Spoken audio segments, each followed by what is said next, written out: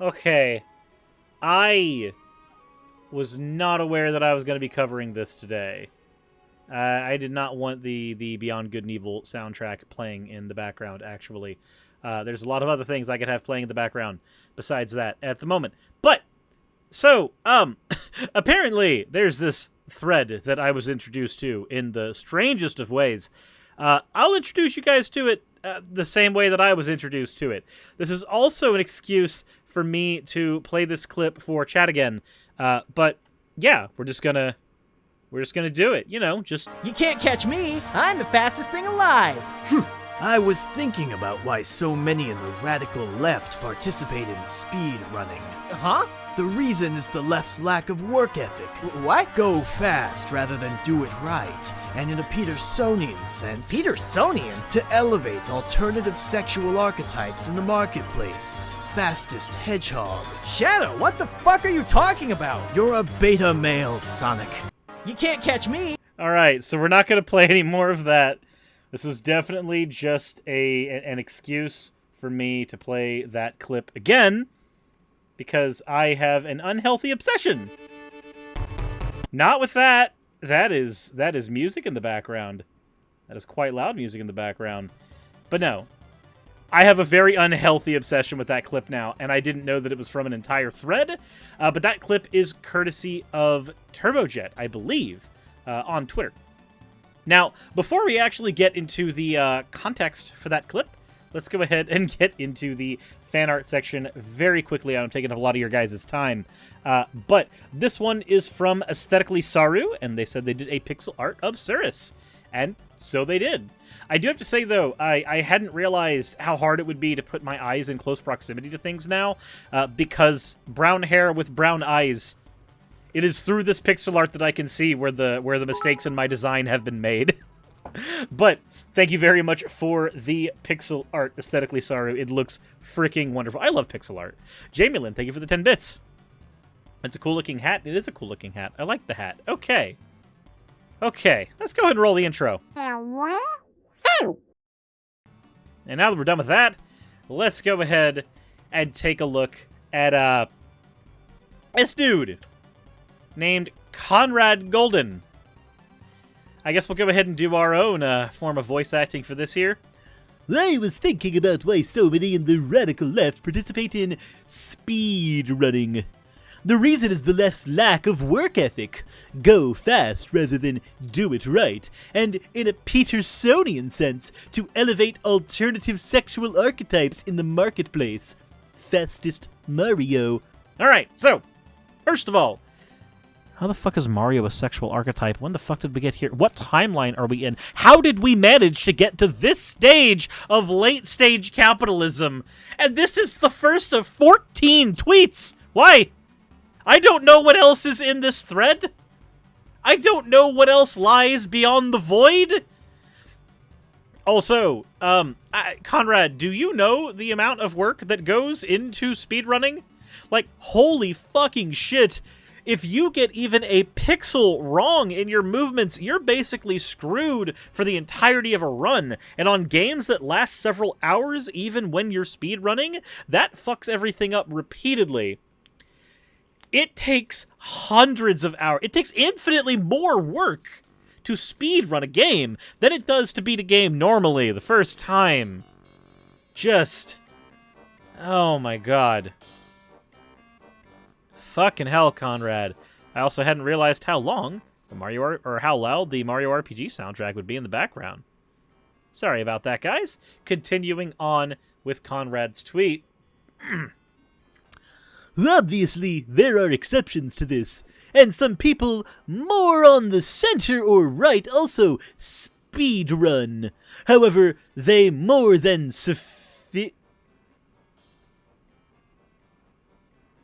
What? Hold on. I need a second. However, they more than sufficient to prove the rule, rather than contrast it. I feel like the sentence died halfway through that. Fucking hell. Why is there a sped up thing here? considering how woke GDQ, Games Done Quick, for those who don't know, has been almost since the very beginning, your eyes will start to open. Return to the topic of work ethic. A speedrunner may as well spend hours a day at their craft. Yeah, that is in fact the reason why it is not what you're saying it is. It is actually like a lot of work, but continue. A speedrunner may well spend hours a day at their craft, but this is ultimately a meaningless exercise, since they will ultimately accomplish exactly that which is done in less collective time by a casual player. Alright, guys. It is never good. It is never important to learn how to build a house faster, because you will ultimately, in learning how to build that house faster, have put in more time than somebody learning how to build a house for the first time, casually, would have put in. Never learn to do anything better or more efficiently in your life, because doing it inefficiently once takes less time collectively than learning to be better at the thing you're doing. Oh boy howdy, is that a fucking take. This is thus a waste of effort on the behalf of the speedrunner. Put more simply, they are spending their work effort on something that someone else has already done, and done in a way deemed correct by the creator of the artwork.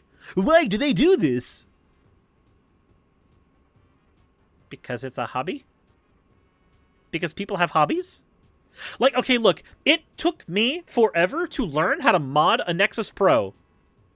But then, by the time I got my second Nexus Pro, it was very easy for me to slap a whole bunch of hard metal in that thing and get it hitting way harder, because I knew what the fuck I was doing by then.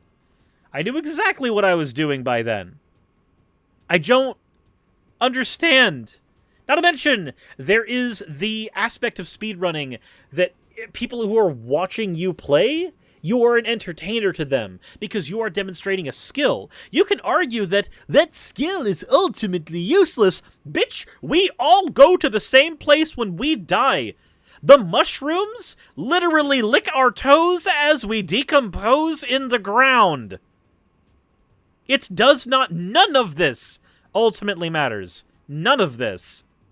And it is in understanding that none of this matters that we can actually shape our own meaning and stop caring about pseudo-intellectual bullshit on the internet. Hi, you should unsubscribe from this channel.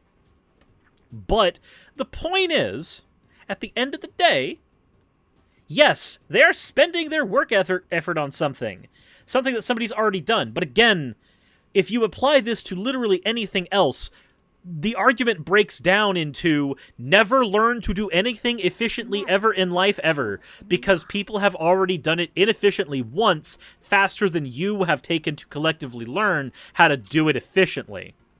Forlorn97, thank you very much for the follow.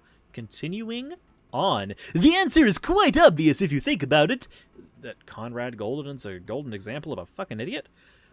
The goal is the illusion of speed, and the desire, subconscious, to promote radical leftist borderline communist ideals of how easy work is.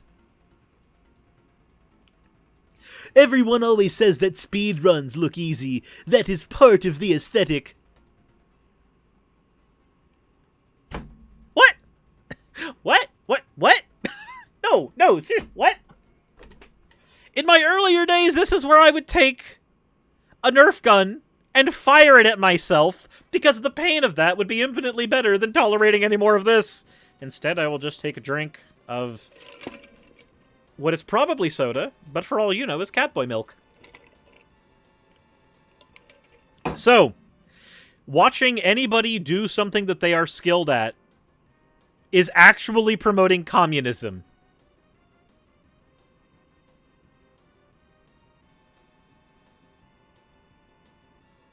Just marinate on that for a minute. Please? Please? It's all communism. All of it, apparently. Coco Lad, thank you very much for redeeming your points for an oh whoa. Oh whoa. Said Neko, can I tell you about Love Kane and Benjamin Parker? You can. You're going to tell me about Grape-kun and his waifu. That's what you're gonna do. Or Grape-kun is the waifu. Yes. You can tell me about love. It's okay. Yes, okay, I'll start with that. Fair enough. Yeah, apparently communism is when you do video games. Communism is when you do a video game quick, according to Conrad. Okay, sure. Why not? Let's continue. Think about the phrase, fully automated luxury communism, in the context of speedrunning, and I strongly suggest that things will start to click in your mind.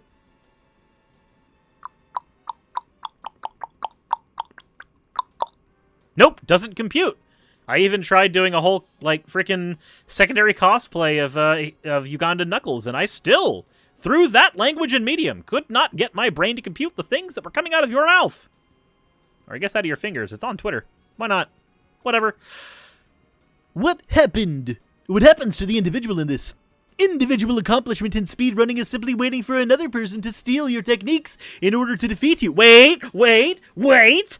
How can it be communism?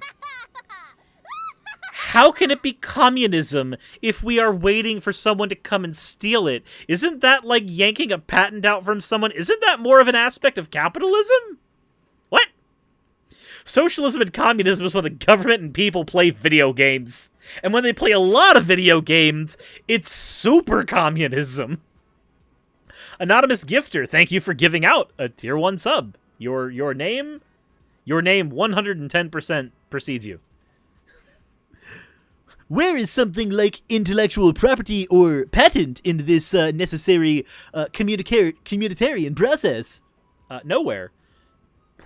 So, may I explain this in a capitalistic sense then for you? Okay, so you, the speedrunner, do something as fast as you can, and everybody starts watching you because you've done it as fast as you can. But then somebody does it faster than you. They are introducing competition into the market. And once they've introduced that competition to the market, now a share of the people who were watching you for that content exclusively will now potentially be watching your competition because they have introduced a similar yet improved product into the market, themselves speedrunning the game. Oh, but wait! It gets even deeper. The more people who play these games and get better at them all become speedrunners, and therefore a bunch of competition gets thrown into the market, meaning it's even... Capitalism is when you do a lot of competition, I guess. Just fucking... This is so silly. You can break this down in a billion ways, and all of them are armchair stupidity. Now, as to the sexual archetype model and speedrunning. Ah, yes, the sexual archetype of H-Bomber guy. Got it, let's go. If you have any passing familiarity with Jordan Peterson's broader oeuvre of Jungian psychology, you likely already know where I'm going with this. However, I will say for the uninitiated... I'm gonna stop you right there. Jungian archetypes are not psychology. They are fantasy. It's like with a lot of shit with Sigmund Freud. It's like with a lot of shit with Sigmund Freud. Shit like that is not actually reality. Like, there's a lot of stuff with Sigmund Freud that he was spot on. When he said that conversion therapy couldn't change somebody from being gay, and that was like... That was fine. Like, that was good. That was Freud being good. But... Jungian archetypes are a attempt to broadly categorize and generalize human beings that do not always fit neatly into these things. It is no different than astrology, or the people who literally sit there and fight about what is a sigma or a yogurt male. Keep this passage from Maps of Meaning, page 91 in mind. The archetypal sun continually reconstructs defined territory as a consequence of the assimilation of the unknown, as a consequence of incestuous that... God, saying incest with abridged Tristan's voice is real fucking weird. As a consequence of incestuous, that is sexual, read creative, union with the Great Mother... Help me, step Great Mother, I'm stuck. In other words, there is a connection between sexuality and creativity that we see throughout time, as Peterson points out with Tiamat and other examples. In the sexual marketplace, which archetypes are simultaneously deemed the most creative and valued the highest? Ah, yes, I agree with this. Boring missionary sex does not make you great in the marketplace of sex. That was as much as I could agree with that. I still can't. No. Fleber says, Jung's ideas were really helpful for understanding talk therapy and the concept of subconscious, though. He just had a weird, magical thought that all people shared like a psychic hive mind. It just sucks Peterson keeps focusing on only one aspect of Jung's work. Well, here's the thing. Just like how there are aspects of Freud's work that have carried over into the modern field of psychology, there are aspects of Jung's work that have carried into the modern field of psychology. The character archetype is not one of them. Just like Freud's thought that everybody wants to fuck their mother is not one of them either. I'm sorry. Ugh. Also, the idea that sex is a marketplace is weird. This is weird. I just don't. The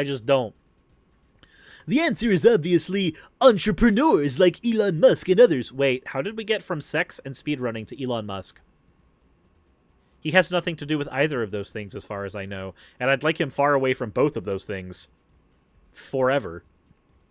Given that we evolved, and each thing we do must have an evolutionary purpose, or cause... No. They don't. I'm sorry, but the mutations that carry over...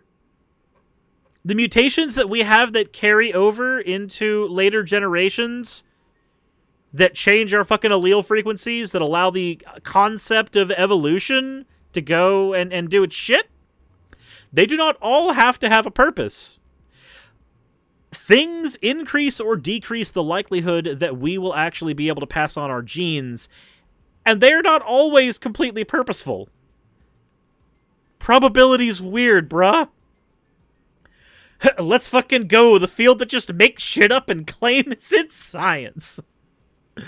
Oh my god. His brain is disintegrating with each tweet. What archetype is the speedrunner engaged in? Who is accomplishing nothing new? Houses are still built. What archetype is the construction worker in, who learns how to construct houses faster?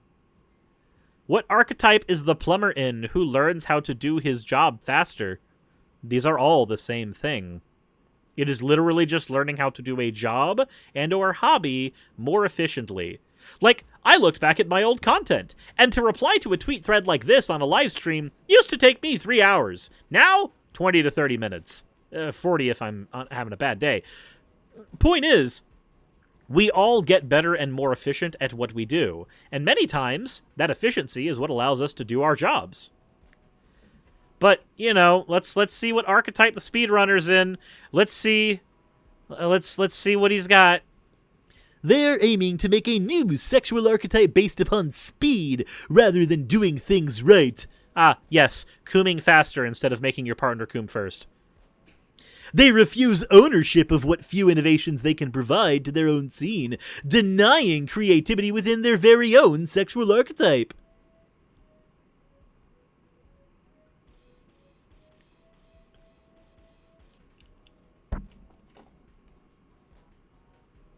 Nope, we gotta turn that up.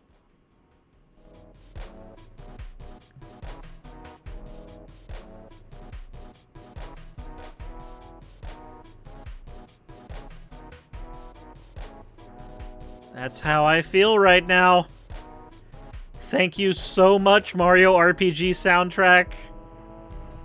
You got me.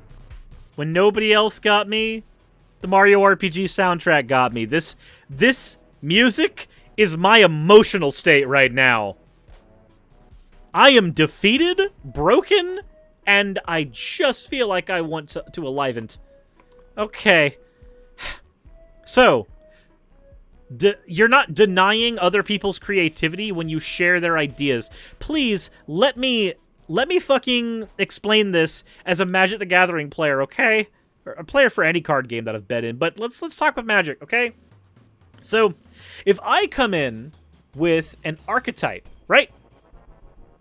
If I come in with a new deck archetype, and I win the tournament, that information is now publicly everywhere. Now, everybody has to get very creative to find some way of innovating on either my deck idea to make it better, or finding ways of defeating my deck idea so that it diminishes the power of my deck. This competition creates a never-ending cycle of changes in a local meta, where people are always learning to be better, and they learn to be basically infinitely creative, constantly innovating on the same set of cards that they have available to them. Now, much like that, in video game speedrunning, you have to get infinitely creative to be able to compete. You have to be constantly thinking about the different ways in which you can break the game, because instead of hoarding knowledge, knowledge is basically shared. Once somebody has gone and done something, you can see it, replicate it, and do it again. And here's the thing, in many cases, you can do it and do it better. So, I mean, think about it. Mario 64 can be beaten in what, 10 minutes now? 8 minutes? This is not necessarily leftist or right. This is just what happens when information is public. If all information is always hoarded, then creativity stops. If all information is always hoarded, creativity stops. Because we will constantly be remaking the same fucking ideas over and over again. If the wheel is made and fire is made by one civilization, and then another civilization doesn't have those yet, they need to make a wheel and fire before they can learn how to cook their meat for nutrients, and also how they can have wagons and shit to transport their stuff over long distances. They will constantly be making the same, quote, innovation over and over again in nigh perpetuity. But if the entirety of this information is actually shared amongst people, we have the ability to continue to get creative. Because when we have this information available to everyone, for us to do more, we have to actually figure out what more is there to do. Now that we've got a wheel, how do we make the wheel faster? How do we make it survive more bumps in the road? Now that we've got the wheel surviving more bumps in the road, how do we get the wagon to survive more bandit attacks? Now that it can survive more bandit attacks, how do we get the horses to run faster? The horses are getting spooked by lightning now. How do we get the horses to not get spooked by lightning? Now that you've got this base set of knowledge, you are constantly innovating on it. You are constantly getting better. And again, this is not politically left, nor is it right. This is just how knowledge fucking works. The obvious protest to this would be the glitchless 100% run, in which in many ways does aim to play the game as intended, but seems to simply add the element of speed to the equation. No. Glitchless, and you don't fucking understand speedrunning. Glitchless does not mean you're playing as intended. That's not what that means. It just means that you are not using exploits that are in the game's code. However, there are many ways that you can play a game not as intended that do not involve the use of a game glitch. Might I introduce you to the Metroid speedrunning community, in which sequence breaking, which doesn't involve any glitches, is a very common thing. And in some of the earlier games, that was definitely not intended. You're not utilizing any glitches in the game to sequence break. You just happen to be able to get in certain areas because of the abilities the game's mechanics allow you to do. For Metroid specifically, it's the wall jump. The wall jump gives you the ability to go places that you're supposed to use high jump boots to get to, and you're not using a glitch, you're just using the game's internal mechanics. Glitchless speedruns are not what you think they are. This is some guy talking about what he thinks pseudo-intellectually about speedrunning without understanding jack shit about them. The objection is ultimately meaningless when one considers how long a game is intended to be played, in net by the creators even when under 100% conditions. there is still time and effort wasted for no reason other than the ones I proposed above. Okay, again. The first person who made blueprints for a house probably had an idea of how long that house should take to build.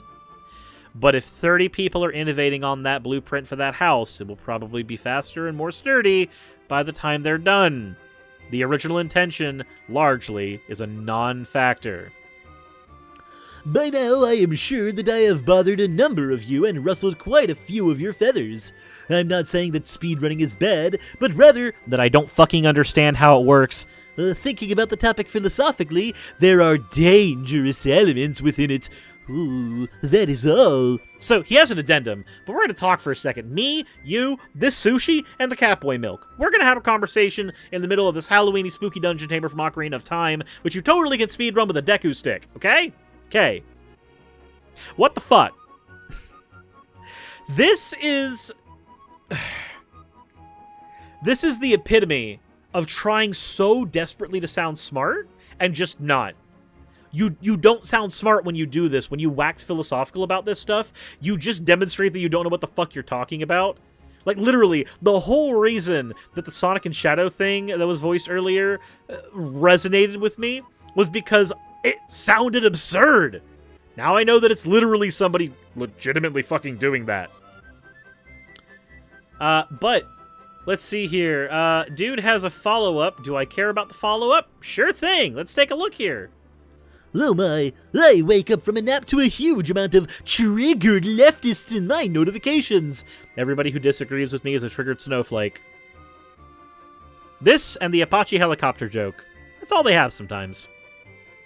I will address some of the criticisms here. Yes, I said rustled instead of ruffled. That is a typo, sorry. That was the first thing you defended yourself with?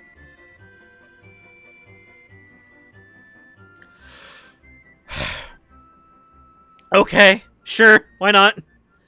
Peterson is a thinker, and it is fine to cite him. I am not sorry for that. Nobody wants you to be sorry for citing Jordan Peterson. We just want to be just as ashamed of you as you should be of yourself, that's all.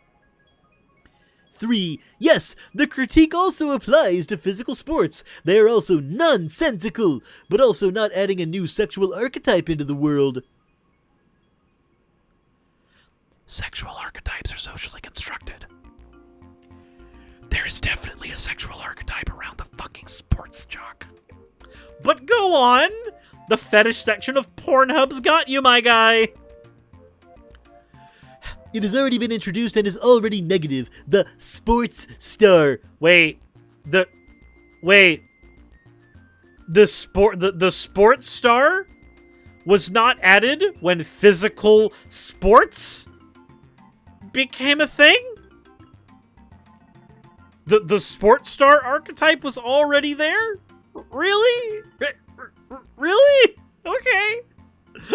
I'm just imagining the ending of Shadow the Hedgehog.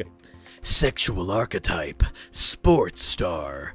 This is who I am. Fucking hell. Everything is sexual. Welcome to the internet. Evolution exists and influences our behavior. That's his fourth point. That's not addressing any criticism. That's just... you just said words. Jesus fucking Christ. He then goes, I've been linked a video by H-Bomber Guy, which made many of the same points as me, but did so while being a radical leftist, and he was celebrated. I, meanwhile, brought in a contemporary philosopher who was more of a centrist and was ridiculed. This confirms my argument. I'm just curious here. I'm just very curious. So if we quote this tweet here, and we go to our good pal H-Bomb. I say good pal, we haven't actually talked ever. But, yo, so, curious. H-Bomb, let's go. Maybe he's never gonna respond. But, did you make all these points in your video? I don't think I remember any of this shit. Will it be on the test? On the terst? Will it be on the Turst? Okay. Okay. That's it. That's it for that. Nothing confirmed your argument, Conrad. Oh my god, I have never been introduced to Conrad. Who is this man's? Who is this man's with a Mass Effect avatar? He is protecting what is his? He is a PhD student in philosophy and history. He is a true classical liberal. He is pro-beauty, pro-freedom, anti-bullying, and anti-feminism / SJWs. Okay, buddy. Sure thing. Devilish Chilster, thank you very much for redeeming 100 bits. I hereby donate these bits in hopes of starting a petition to make Conrad a natural treasure. Oh, God, please look more into him. Yes, he's amazing in the worst way. I have no idea who this man's is. I have no idea who this person is. But, okay, sure. I have been introduced to this for the first time tonight, and chat compelled me to turn on the record button when I did. That's all I've got to say. I'm sleepy. As always, everyone, if you want to support this channel and the madness and cacophony that happens here, just hit the buttons that'll let you do that. You know what they are. Like, subscribe, the share one where you get to torture your friends with my inane voice, and as always, insert end of video tagline here. Hey, thank you so much for watching this video. It really means a lot to me. If you want access to behind-the-scenes content for the channel, please consider checking out my Patreon. I do weekly vlogs over there where I give real-life updates to what's going on behind the scenes on the channel, stuff that you don't really get over here and even on Twitch. Patreon also helps the channel's stability a whole lot. Without Patreon, I wouldn't be able to do this at all. Especially with the kind of content that I do, neither YouTube nor Twitch are the most stable sources of income. If you are a $20 and up patron, then you will be featured on the ending slides as shown in the beginning of the end credits. If you want to catch the streams where all this content comes from, then consider heading over to Twitch and following. And if you want to continue watching over here on YouTube, maybe consider clicking one of the end screen videos. And once again, I want to thank you so much for spending your time with me over on my channel. I wouldn't be able to do literally anything that I'm doing over here on YouTube without each and every one of you. So, thank you.